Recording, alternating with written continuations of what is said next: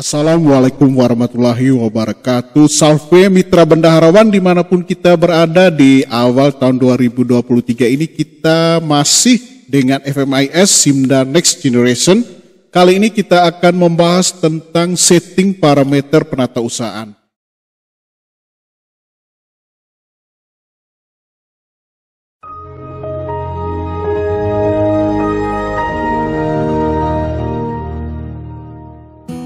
Ya, yang beda di tahun 2023 ini kita akan menerapkan SP2D online dan juga Kasda online.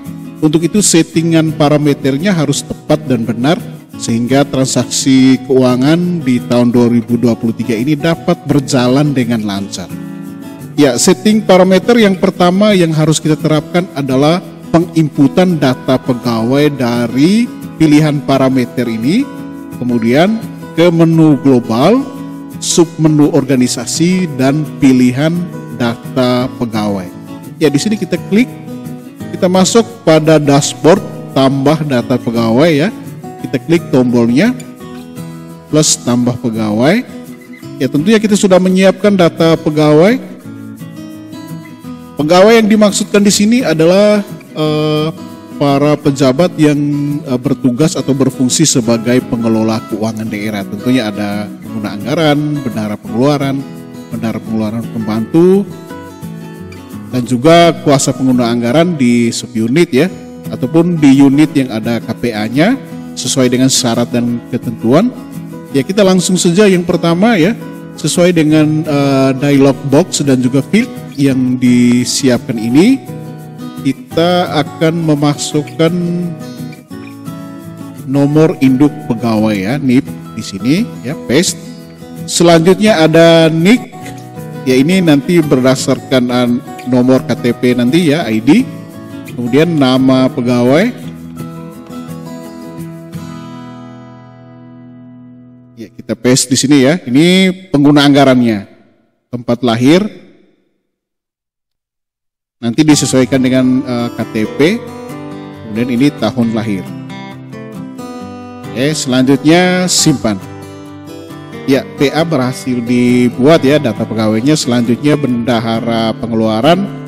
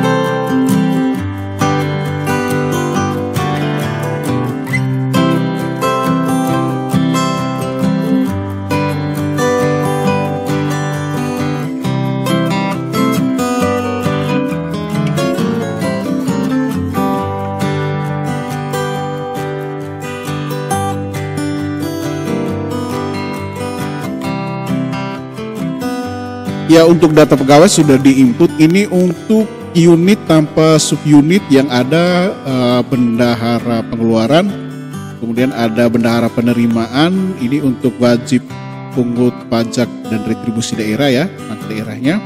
Sedangkan nanti kalau kita masuk dari subunit, kita nanti sesuaikan di sana ada KPA, kemudian ada bendahara pengeluaran pembantu, dan juga ada bendahara penerimaan pembantu untuk subunit sebagai wajib pungut pajak dan juga retribusi. Ya, tidak menutup kemungkinan ya, kalau misalnya di unit belum menginput pengguna anggarannya, kita juga bisa menginput di sini.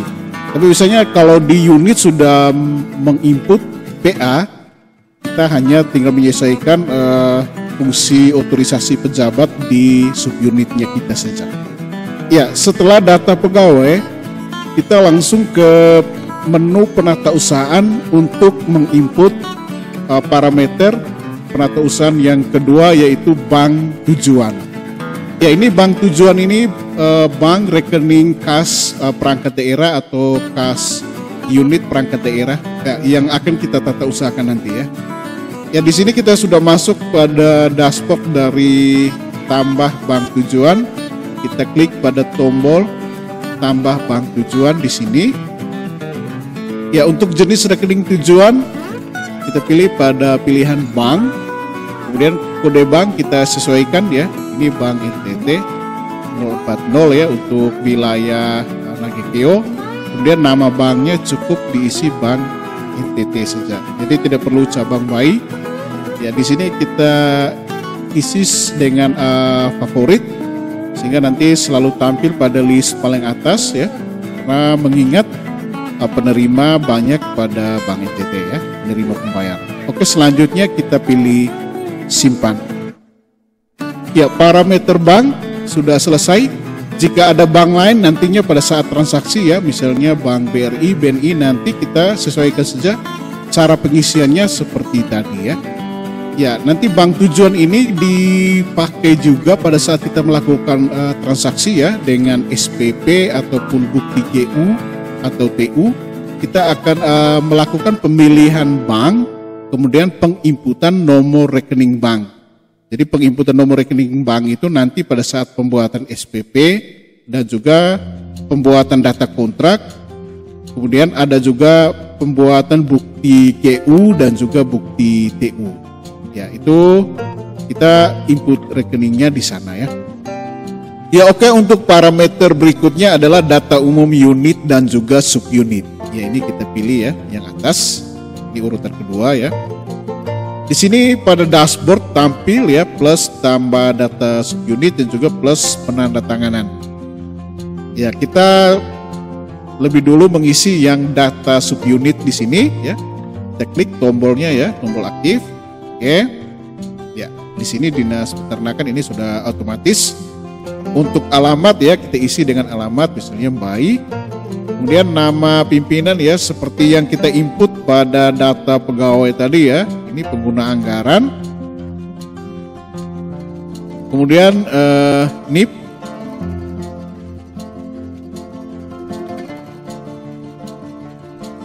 Oke. Ya, untuk jabatan ya, jabatan pimpinan di sini dimaksudkan adalah sebagai jabatan fungsi. Jadi bukan jabatan struktural yang diisi ya. Misalnya kepala dinas itu bukan. Di sini kita isinya pengguna anggaran.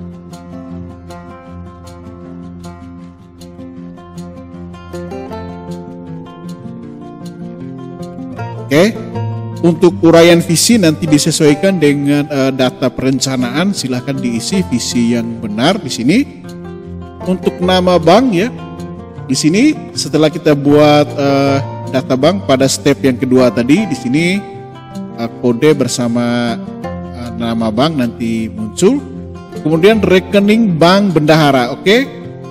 Karena kita akan menerapkan Kasda online, jadi kita mengisi rekening yang benar. Ini rekening yang seharusnya tanpa tanda baca ya, tanpa karakter lain. Di sini yang ada hanya nomor rekening ya, tanpa spasi ataupun tanpa karakter lain. Ya. Jadi kita harus mengisi dengan benar supaya nanti CMS bisa mendeteksi nomor rekeningnya. Kemudian selanjutnya adalah NPWP ya. Ya, kita isi NPWP perangkat daerah. Selanjutnya nama pada rekening bendahara. Ya, ini jika tahun sebelumnya kita akan mengisi nama bendahara dan juga nama rekeningnya. Nah, pada penerapan SP2D online dan Kasda online, di sini kita akan mengisi ya nama rekening yang benar sesuai dengan rekening koran, atau kita bisa melihat informasi nama rekening pada data CMS ya. Silakan login ke aplikasi CMS-nya untuk melihat informasi nama rekening masing-masing. Ya, di sini nama. Ya, jika sudah dapat ya kita kopikan paste di sini atau entry di sini ya. Jadi namanya hanya Dinas Peternakan. Jadi tidak ada lagi kita akan mengentry misalnya nama orang di depannya lalu nama rekening di belakang. Jadi dia langsung nama rekening ya. Oke. Ya, next NIP bendahara.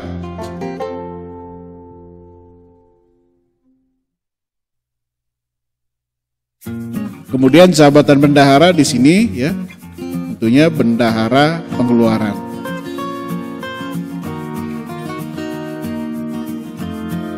Ya, untuk subunit nanti diisi dengan bendahara pengeluaran pembantu. Untuk nama pimpinan nanti di subunit itu nanti kita isi dengan nama kuasa pengguna anggarannya nanti ya. Jadi kalau kita masuk dari user login subunit, kita akan isi sesuai dengan porsi ya yang dipersyaratkan ya. Jadi diisi semua sesuai dengan field yang tersedia. Oke, selanjutnya kita pilih simpan. Ya, untuk data umum subunit sudah dibuat. Selanjutnya kita akan membuat nama penandatanganan ya. Di sini kita langsung ke plus tambah penandatanganan. Oke, klik. Ya. Jadi karena data pegawai sudah kita buat, di sini kita tinggal melakukan tagging ya. Tagging terhadap pegawai yang dimaksudkan nanti. Jadi kita tinggal memilih pada tombol search yang kedua ini ya. Ini kita klik. Ya, akan muncul nama pegawai yang sudah kita entry di awal tadi. Di sini kita pilih ya. Yang pertama ini pengguna anggaran. Jadi kita tinggal memilih data jabatannya di sini. Kita pilih dengan pengguna anggaran. Terus nama jabatan juga pengguna anggaran. Oke. Ya, untuk jenis dokumen ya kita harus memilih ini secara proporsional ya, sesuai dengan tugas pokok dan fungsi. Pengguna anggaran itu dia hanya menandatangani ya dokumen SPM ya. SPM. Kemudian untuk SPP ini nanti dia akan otomatis muncul ya di nama pengguna anggaran atau kuasa pengguna anggaran. Sedangkan dokumen yang nanti diotorisasi langsung oleh pengguna anggaran itu adalah SPM. Kemudian untuk dokumen yang lain, misalnya untuk SP2B ini hanya pada perangkat daerah pengelola kas non RKUD, misalnya dana BOS, CKN ya, BLUT, itu nanti pilih pengguna anggaran juga atau kuasa pengguna anggaran akan menandatangani SP2D. Jadi ini dia hanya menandatangani SPM. Selanjutnya kita pilih simpan. Oke. Kemudian kita tambah penandatangan yang kedua. Ini kita pilih untuk bendaharanya ya. Di sini bendahara akan menandatangani SPP. Ya, SPP. Kemudian untuk bendahara yang bukan pada perangkat daerah wajib pungut pajak dan retribusi tetapi ada pendapatan ya, ada penerimaan pendapatan. Maka nanti tinggal di checklist pada tombol STS ya. Dan juga bukti penerimaan ya. Itu untuk bendahara pengeluaran yang merangkap atau membukukan penerimaan daerah, misalnya setoran pihak ketiga ya, sumbangan pihak ketiga itu biasanya dibukukan langsung oleh bendahara pengeluaran. Nanti tinggal mencentang bukti penerimaan dan juga STS. Ya, untuk data jabatan tadi di sini bendahara pengeluaran. Ya, nama jabatan otomatis di sini bendahara pengeluaran. Ya. Oke. Ya, sudah selesai, selanjutnya kita pilih simpan. Ya, yang berikut ya, untuk data pegawai yang ketiga di sini ya. Bendahara penerimaan. Oke, di sini pilih jabatan bendahara penerimaan, nama jabatan bendahara penerimaan. Bendahara penerimaan akan menandatangani bukti penerimaan dan juga STS ya. Jadi kita harus memilih yang tepat sehingga tidak banyak dokumen nanti yang harus kita drop down list hanya untuk menghabiskan waktu untuk mencari penandatangan ya. Jadi pilihan ini sudah tepat dan benar. Untuk jabatan lain nanti disesuaikan ya. Misalnya nanti untuk BUD pasti akan menandatangani SPD dan juga SP2D dan juga SPB. Ya, kembali kami mengingatkan untuk perangkat daerah pengelola kas non RKUD nanti bisa memilih checklist pada SP2B. Oke, jika sudah benar nanti di sini kita pilih simpan. Oke, SIN parameter subunit menjadi perjumpaan pamungkas kita pada tutorial kali ini. Kami masih akan hadir dengan tutorial tentang FMIS dan juga SIPD. Tetap pantau channel BUD Nagekeo. Sampai jumpa di lain kesempatan.